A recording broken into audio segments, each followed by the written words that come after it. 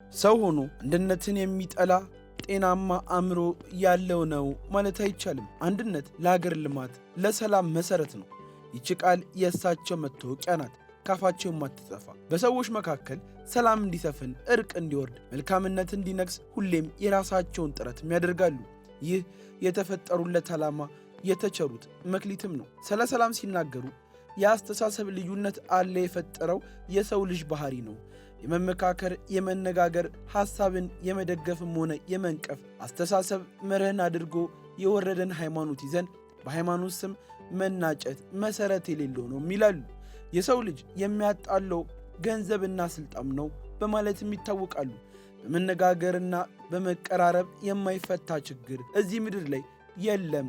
ስለዚህ የሁሉም ነገር መሰረት ፍቅር ነውና ተዋደዱ ብለው የሚመክሩት አባትም ነበሩ። ዛሬ ለብዙሃኑ አባት የነበሩት እኚህ ሰው የማረፋቸው ዜና ተሰምቷል። ይህንን አስመልክተን ታሪካቸውን እናቀርባለን። ለቻናላችን አዲስ ከሆናችሁም ሰብስክራይብ በማድረግ ቤተሰባችን እንድትሆኑም ጋበዝን። ሐጂ ዑመር ኢድሪስ ደመቀ በቀድሞ አጠራር በወሎ ክፍለ ሀገር ለጋምቦ ወረዳ ገነቴ በምትባል መንደር በግንቦት 21 ቀን 1929 የተወለዱት አባታቸው አቶ ኢድሪስ ደመቀ፣ እናታቸው ደግሞ ወይዘሮ መነን ሽፋውም ይባላሉ። ገና በለጋ ዕድሜያቸው የእውቀት ፍቅር በልባቸው ሰርጾ ገበሬ አባታቸውን አስፈቅደው የእስልምና እውቀትን ለመሰብሰብ መንገድ ጀመሩ። በሐጂ ዑመር የልጅነት ዘመን ወቅትም እውቀት አሳሽ በቀላቢ አሊያም ዞሮ መንደርተኛን በመጠየቅ ነበርና ስንቁን የሚቀበለው ሐጂ ዑመርም ለቀላቢያቸው ከብት በማገድ እንጨት በመፍለጥ የጉልበት አገልግሎት እየሰጡ ባላቸው ቀሪ ሰዓት ዕውቀትን ይሰበስቡም ጀመር።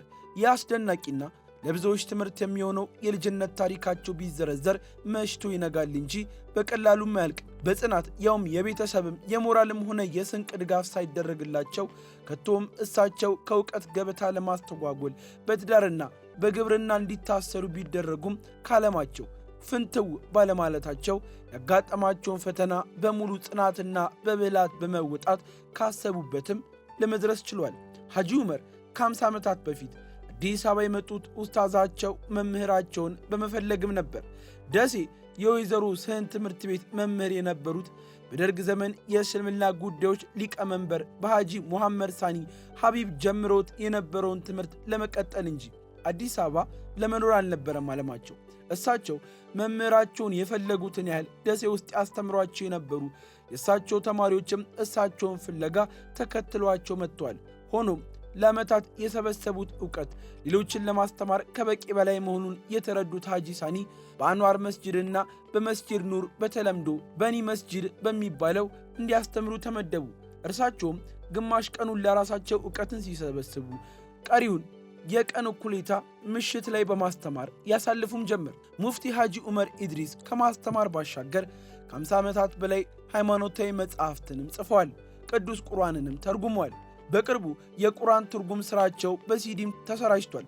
በ50 ዓመታት የአዲስ አበባ ቆይታቸው ቅዱስ ቁርአንን ከ300 ጊዜ በላይ ትርጉምም አስተምረዋል። ያላቸው የእውቀት ደረጃ ከፍተኛነትን የተመለከተው ከ25 ዓመታት በፊት የነበረው የአዲስ አበባ የመጅሊስ ምክር ቤትም ማንኛውም ሃይማኖታዊ ጥያቄ በመላው አገሪቱ ቢመጣ የመመለስ አቅም እንዳላቸው የሚያሳይ የሙፍቲነት ማዕረግም ሰጥቷቸዋል።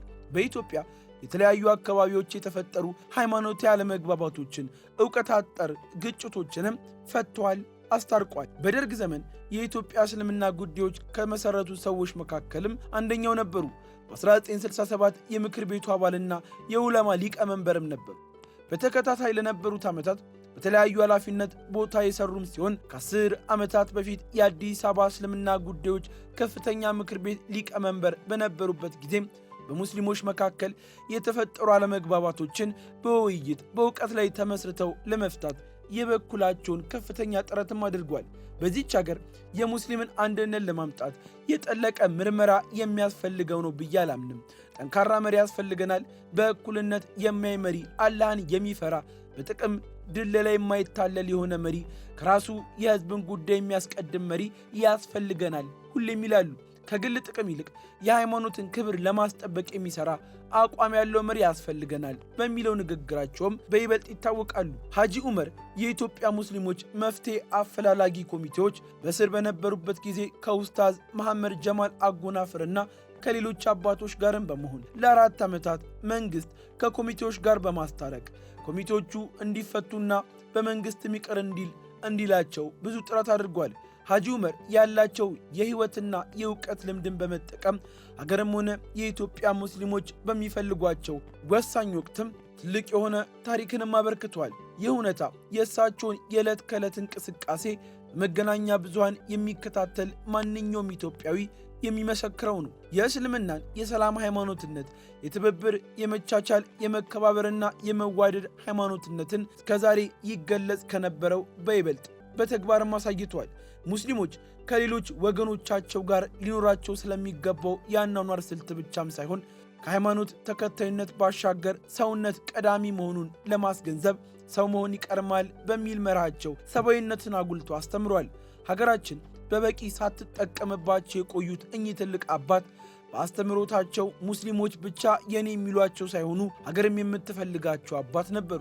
የቀድሞ የኢትዮጵያ እስልምና ጉዳዮች ጠቅላይ ምክር ቤት ፕሬዝዳንትና የኢትዮጵያ ሙስሊሞች መንፈሳዊ አባት መሪ ክቡር ዶክተር ተቀዳሚ ሐጂ ሙፍቲ ዑመር ኢድሪስ በጠና መተማማቸው በተሰማም ጊዜ ብዙዎች በጸሎት እንዲያስቧቸው ጠይቆም ነበር።